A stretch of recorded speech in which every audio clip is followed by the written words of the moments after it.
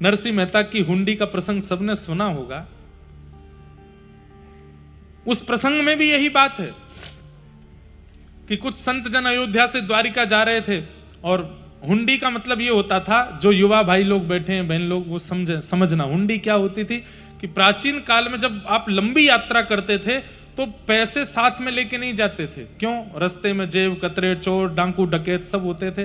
तो उस नगर के बड़े व्यक्ति के पास जाकर के हम पैसे दे देते थे, वो लिख करके दे देते थे कि तुम जहां जा रहे हो वहां पे मेरी हुंडी है, वहां मेरा एक मित्र नगर सेठ है, उसको ये पत्र दे देना, वो इतने पैसे तुमको वहां दे देगा।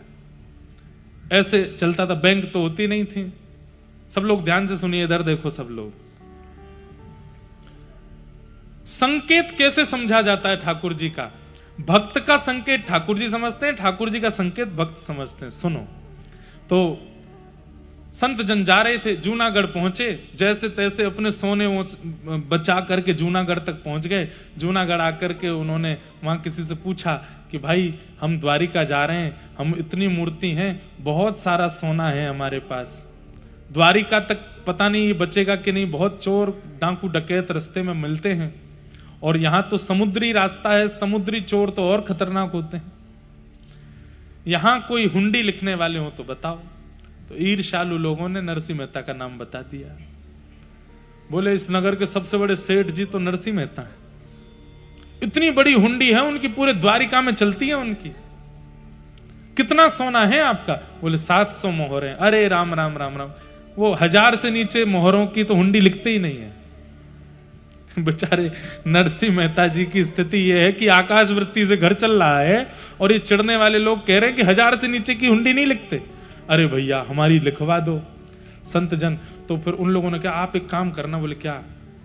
जाते चरणों में गिर जाना और कहना भैया 700 ही हैं, 1000 नहीं है, लिख दो, हमें पता। वो मना करेंगे, वो ये तक कह देंगे मैं तो कंगाल हूं, आप फिर भी उनके चरण मत छोड़ना।